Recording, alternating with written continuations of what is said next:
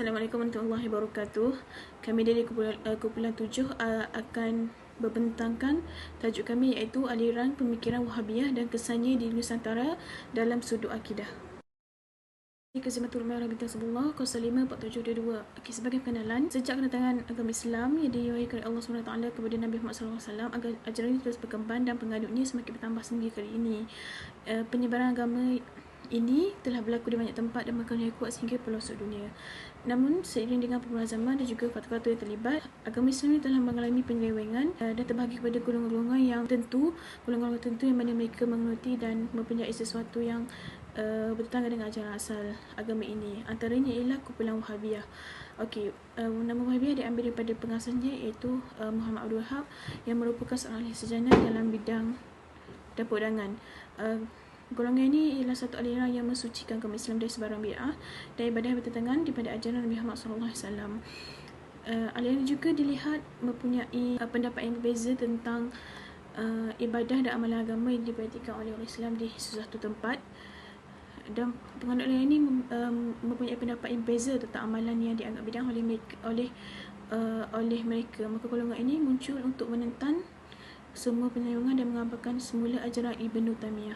Selain di Malaysia, ajaran ini juga berkembang di daerah Nusantara dan memberi kesan dari sudut akidah umat Islam. Assalamualaikum warahmatullahi wabarakatuh. Nama saya Nafis Iqnam binti Fardi, nombor matrik 054888. Saya akan membentangkan berkenaan sejarah kemasukan aliran Wahabiyah di Nusantara. Saya telah memaparkan 4 soalan, iaitu siapa, bila, mengapa, bagaimana. Bagi meringkaskan tajuk ini, siapa yang memulakan memasukkan aliran Wahabiyah di Nusantara? Jawapannya adalah 3 orang warga negara Indonesia, iaitu Haji Miskin, Haji Piobang dan Haji Sumani. Soalan nombor 2, bilakah ia berlaku? Ia berlaku pada abad ke-19, iaitu ketika mereka kembali dari menunaikan haji pada tahun 1803, di mana pada ketika itu Mekah dikuasai oleh kaum Wahabi. Soalan nombor 3, mengapa ia berlaku? Ia berlaku kerana Haji Miskin melihat bahawa struktur masyarakat Minangkabau pada ketika itu tidak selari dengan Al-Quran dan As-Sunnah. Oleh itu, beliau menginginkan satu reformasi dilakukan bagi membendung masalah ini. Bagaimana ia dilakukan?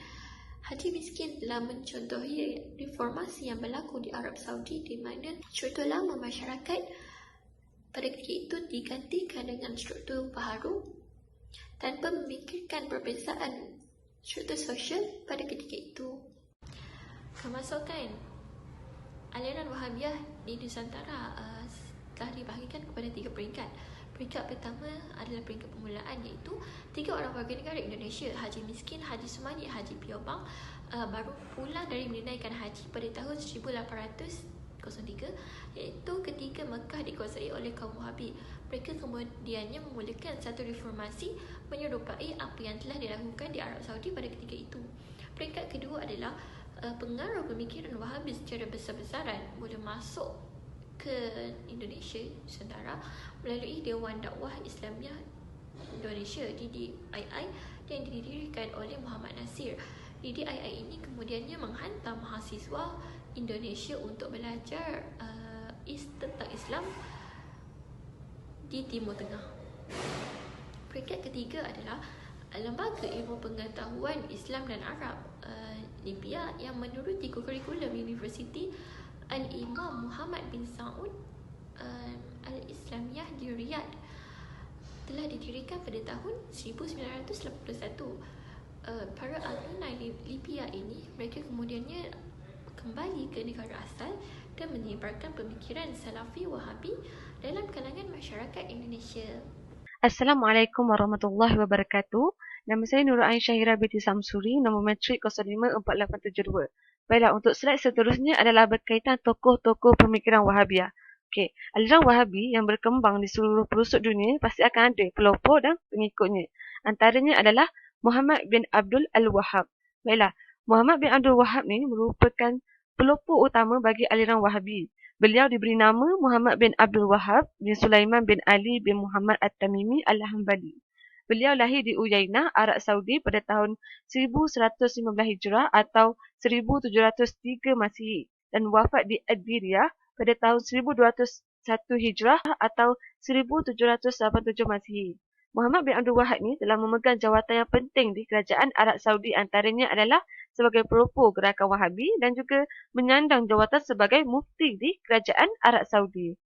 Seterusnya adalah Abdul Aziz bin Abdullah bin Baz. Okay, nama lengkap bagi tokoh ni adalah Abdul Aziz bin Abdullah bin Abdul Rahman bin Muhammad bin Abdullah bin Baz. Beliau ni lahir di kota Riyadh pada tahun 1330 Hijrah atau 1909 Masihi. Antara jawatan penting kerajaan Arab Saudi yang telah disandang olehnya adalah sebagai Qadi Hakim di kawasan Al-Kharaj. Dan itu beliau juga memegang jawatan sebagai Chancellor Universiti Islam Madinah dan turut memegang jawatan sebagai Mufti Umum Kerajaan. Seterusnya adalah Muhammad bin Saleh Al-Utsaimin. Okay, namanya adalah Abu Abdullah Muhammad bin Saleh bin Muhammad bin Utsaimin Al-Wahibi At-Tamimi. Beliau lahir di kota Unaizah pada tahun 1000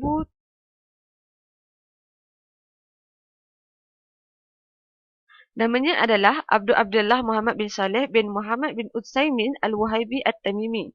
Beliau lahir di kota Unaizah pada tahun 1374 Hijrah dan wafat di Jeddah pada tahun 2001 Masihi. Okay, Muhammad bin Saleh Al-Utsaimin juga merupakan seorang ahli fiqh di kalangan Wahabi Salafi. Banyak hukum baru yang telah difatwakan oleh beliau, misalnya adalah larangan bagi pengucapan hari Christmas dan lain-lain. Antara jawatan penting dalam kerajaan Arab Saudi yang disandang olehnya adalah sebagai Imam Masjid Jami' Al-Kabir Unaizah, pendidik di Perpustakaan Negara Unaizah dan pensyarah Fakulti Syariah dan Usuluddin. Seterusnya adalah tokoh-tokoh pemikiran Wahabiyah di Nusantara. Okey, bagi tokoh-tokoh Wahabi di Nusantara adalah ulama yang dikenal sebagai 3 orang haji. Antaranya adalah Haji Miskin yang merupakan seorang ulama Minangkabau terkemuka dari Luhak Agam dan merupakan seorang tokoh penting dalam kaum Paderi. Beliau dan 2 lagi ulama Paderi iaitu Haji Piobang dari Luhak 50 dan Haji Sumanik dari Luhak Tanah Datar merupakan tokoh penting dalam penyebaran fahaman Wahabi di Minangkabau. Seterusnya, wujudnya ulama-ulama Wahabi di Nusantara ni melalui para pelajar Nusantara yang berkelulusan daripada Universiti Arab Saudi yang bergelar sebagai LC pada belakang nama mereka. Antaranya adalah Ustaz Abdullah Taslim, Ustaz Dr. Muhammad Arifin Baderi, Ustaz Abdullah Zain, Ustaz Firanda Andirja, Ustaz Anak Burhanuddin, Ustaz Musyafa Ad-Darimi. Seterusnya adalah ajaran Wahabiyah. Ajaran Wahabi yang dibawa oleh Muhammad bin Abdul Wahab ni boleh dikatakan sebagai satu misi bagi pemurnian Tauhid. Okey, dapat dikatakan di sini kemunculan ajaran Wahabiyah ni adalah kerana lahirnya unsur-unsur luar dari ajaran Islam seperti bid'ah, khurafat, tahyul yang telah masuk ke dalam ajaran agama Islam. Okey, bagi memperbaiki keadaan umat yang telah rosak akan akidahnya, Muhammad bin Abdul Wahab dalam ajarannya berpendapat bahawa hanya Tuhan sahaja yang boleh dan wajib disembah, dan bagi umat yang menyembah selain daripada Tuhan, mereka telah menjadi musyrik dan halal dibunuh. Dan seterusnya adalah kebanyakan umat Islam yang bukan lagi penganut tauhid yang sebenar kerana meminta pertolongan bukan lagi kepada Tuhan, tetapi kepada para syekh atau wali dan daripada kuasa gaib. Umat Islam ini juga telah menjadi musyrik. Seterusnya adalah bertawassul, menyebut nama Nabi, syekh atau malaikat sebagai perantara dalam doa juga merupakan perkara syirik. Seterusnya adalah meminta syafaat selain daripada Tuhan juga adalah syirik. Bernazar selain daripada Tuhan juga adalah syirik. Memperoleh pengetahuan selain daripada Al-Quran, hadis dan qiyas adalah merupakan kekufuran. Seterusnya adalah tidak mempercayai kepada qada dan qadar Tuhan juga merupakan kekufuran. Seterusnya, penafsiran Al-Quran dengan takwil turut merupakan kekufuran. Okey, ajaran utama yang terkandung dalam gerakan Wahabi adalah Tauhid. Oleh itu, Muhammad bin Abdul Wahab ni telah membahagikan 3 bentuk Tauhid, iaitu yang pertama adalah Tauhid Rububiyah. Okey, Tauhid Rububiyah merupakan kandungan Tauhid yang bermaksud penegasan bahawa Allah SWT adalah pencipta dan penentu seluruh alam semesta. Yang kedua adalah Tauhid Asma' wa As-Sifat, merupakan Tauhid yang menzahirkan tentang nama-nama dan sifat-sifat Allah SWT. Yang ketiga adalah Tauhid Uluhiyah, iaitu hanya Allah SWT sahaja yang wajib disembah dan tiada yang lain selain Allah, dan wajib juga mengimani bahawa Nabi Muhammad SAW adalah utusannya. Itu sahaja daripada saya. Sekian, terima kasih. Ismi Siti Na'alia binti Muhammad Baharudin, nombor matrik 054626. Kesan aliran pemikiran Wahabi terhadap akidah adalah yang pertama dalam tauhid. Golongan ini gemar membahagikan tauhid kepada 3 bahagian, iaitu kepada tauhid uluhiyah, tauhid rububiyah dan tauhid asma' wa sifat. Melalui bahagian tauhid ini, mereka menyamakan umat Islam pada masa kini dengan musyrikin Mekah. Iaitu kesan yang kedua adalah terhadap ayat-ayat mutasyabihat, yang mana mereka menerima ayat secara zahir. Mereka juga secara keras mencerca golongan yang mentakwilkan ayat tersebut, manakala secara tidak langsung mereka tidak sedar bahawa mereka telah termasuk dalam golongan mujassimah dan musyabihat. Yang ketiga adalah kesan terhadap golongan Al-Asy'ariyah dan Maturidi, yang mana golongan ini iaitu Wahabi menganggap golongan Asy'ariyah dan Maturidi adalah sesat, dan mereka tidak langsung menerima kelompok Al-Asy'ariyah dan Al-Maturidi.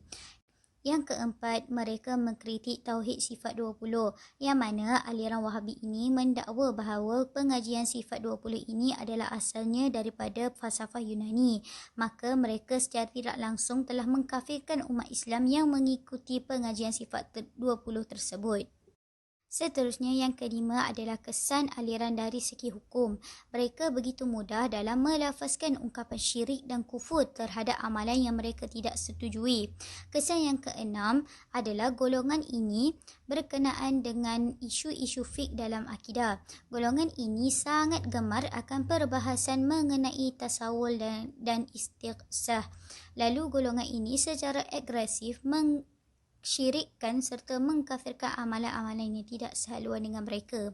Yang ketujuh adalah mereka mengkritik aliran tasawuf dan tarikat, yang mana mereka mengkafirkan golongan tasawuf dan tarikat secara terus. Secara kesimpulannya, pengamal aliran ini tidak ditegah sekiranya ingin menyebarkan fahaman ini tergantung kepada masyarakat, tetapi haruslah bergantung kepada enigmen negeri masing-masing bagi mencegah penyelewengan akidah. Bismillahirrahmanirrahim. Assalamualaikum warahmatullahi wabarakatuh. Saya Akilah binti Abdul Rashid, nombor matrik 054576. Baiklah, saya akan meneruskan pembentangan ini dengan slide yang seterusnya berkaitan dengan Wahabi sebagai gerakan berunsurkan politik. Seperti yang kita tahu, dalam Kamus Besar Bahasa Indonesia ataupun lebih dikenali sebagai KBBI yang disusun oleh Pasukan Penyusun Kamus Pusat Bahasa, salah satu makna perkataan politik itu sendiri ialah kebijaksanaan. Kebijaksanaan berkaitan dengan kaedah bertindak dalam menangani sesuatu permasalahan. Aliran Wahabi dan golongannya menurut beberapa pengamatan ulama mempunyai pemikiran yang keras dan disertai dengan tindakan. Pemikiran ini lahir kerana matlamat utama golongan ini adalah untuk memurnikan ajaran Islam itu sendiri. Usaha memurnikan syiar Islam yang dilakukan oleh golongan ini seringkali malah menodai ajaran itu sendiri. Ini kerana tindakan mereka diklasifikasikan sebagai radikal. Memetik pendapat John L. Esposito, antara ciri-ciri Islam radikal ataupun revival Islam ialah sebenarnya terdapat banyak ciri-cirinya, tapi saya letakkan hanya 4. Yang pertama, kebencian terhadap Barat. Barat seolah-olah diletakkan sebagai musuh sehingga tidak ada percakapan atau dialog dengan mereka. Yang kedua, membentuk pemerintahan ataupun membentuk kerajaan Islam sebagai kewajipan mutlak syariat Islam. Yang ketiga, pemerintahan yang tidak berlandaskan syariat dianggap tidak sah dan dianggap kafir walaupun dibentuk oleh orang Islam. Yang keempat, penentangan wajib terhadap pemerintahan yang tidak berlandaskan Islam. Slide yang seterusnya sebenarnya bukan sahaja soal kepimpinan. Masalah yang sering timbul dalam masyarakat Islam Indonesia, khususnya di Jawa, ialah berkaitan dengan konflik akibat daripada perbezaan mazhab yang dianuti. Wahabi cenderung bersikap keras dalam menilai perbuatan atau amalan yang dilakukan oleh majoriti orang Jawa Islam.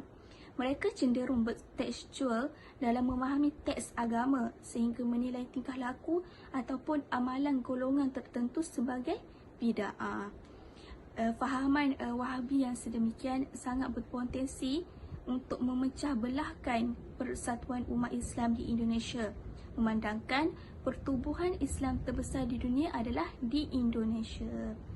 Baiklah, itu sahaja sedikit sebanyak daripada saya. Wallahualam, sekian, terima kasih. Kesimpulannya, aliran Wahhabiyah yang muncul pada pertengahan abad 18 di semenanjung Arab ini dilihat sebagai gerakan keagamaan dan politik. Ciri-ciri aliran ini dapat diketahui dengan berbagai tanda seperti melampaui batas dalam melaksanakan ibadah yang terdapat dalam Quran.